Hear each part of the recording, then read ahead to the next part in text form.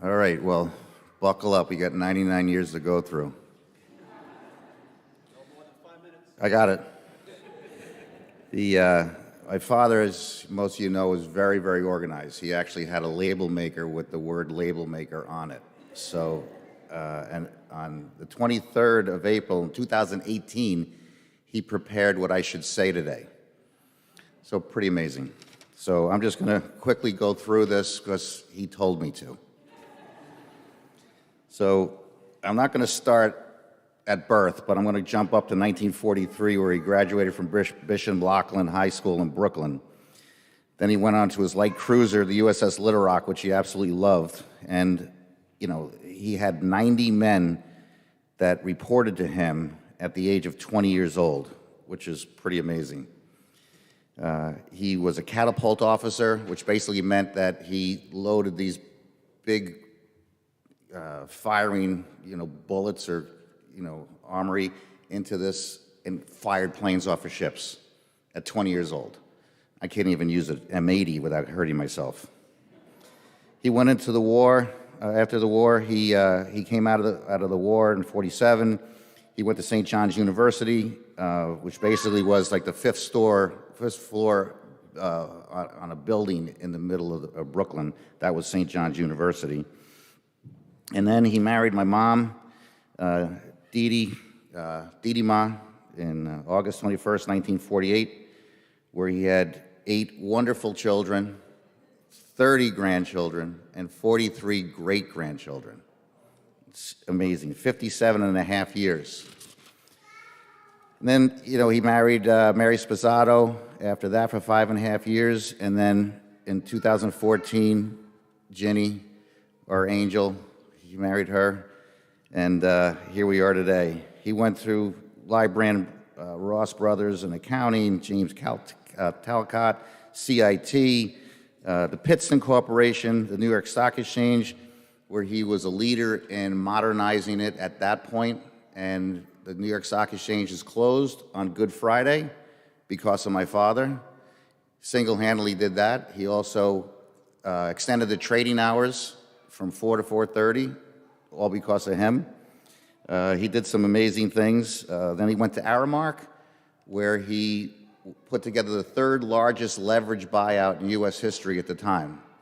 There's a lot bigger ones since then. Anytime I used to travel a lot in my business, and I thought, when I got tired, I thought about him. 3rd largest leverage buyout. Woke up in the morning, went to the banks in New York City, drove up to took a shuttle to Boston, did all the Boston banks, flew to L.A., did the banks in California, took the red-eye home. And that's how he accomplished it. And from that, he was able to retire. Then after that, his father said, you never stop working. He was the financial advisor for Cardinal Bevilacqua in the Diocese of Philadelphia, and he was on the board of directors of many, many companies. And as you know, he started the rinks, or we purchased the rinks in 21 years ago. But, that was a bunch of stuff. It said what he did. He didn't say who he was. He was a man of faith, family, and country. That's who he was. I mean, he loved his family, no matter what. Everything he did, we'd have multiple conversations, all different times. I was blessed to be able to work with him for 21 years. And he loved his kids, he loved his grandkids. And one thing he always said, he goes, remember, kids are forever. And it's true.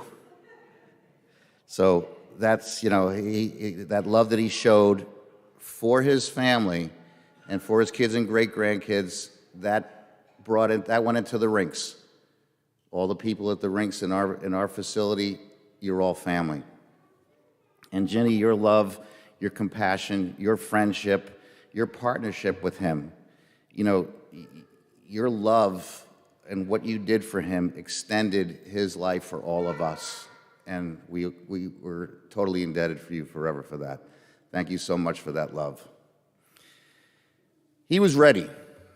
He was definitely ready. Lizette, which is the nurse that would come in, and Ginny, two separate times, the day he passed and the day before. He said, who are those kids in front of the TV. He couldn't see here from here to the altar, but he saw these kids in front of the TV. They were coming for him. He also said, "Why are the dogs on the coffee table?" I don't know what that's all about, but someone came for him. They were coming for him. And he said, a couple of times to me, he goes, you don't understand your faith. He goes, your faith is the most important thing that you have in your life. He goes, your faith is like a grain of sand in this big beach, this big ocean. That big beach and ocean is eternity. That's what it is. Your little speck of sand is in eternity, and you'll be able to live with God in heaven for eternity. He goes, that's massive. Well, that completely blew my mind for a long time. You're just thinking about that. It's incredible. But this message, in closing, is for the kids and the grandkids and the great-grandkids, okay? Don't be sad. Don't be sad. He was ready. He lived his life to the fullest, and that's what we have to do. Rejoice him. That picture that you see of him, that's him. Don't ever forget that smile.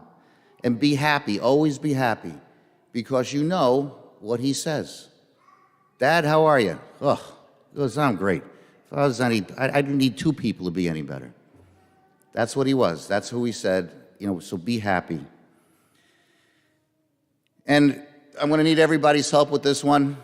We're a sports family. We need to honor him. We need to love him. Love your family. Love your God. Love your country. Teach others by example. That's what he did. He didn't sit down and go, I'm going to tell you a lesson today. You learn from him by watching. And that's a gift that's unbelievable. So you need to do that. The kids, the grandkids, the great-grandkids.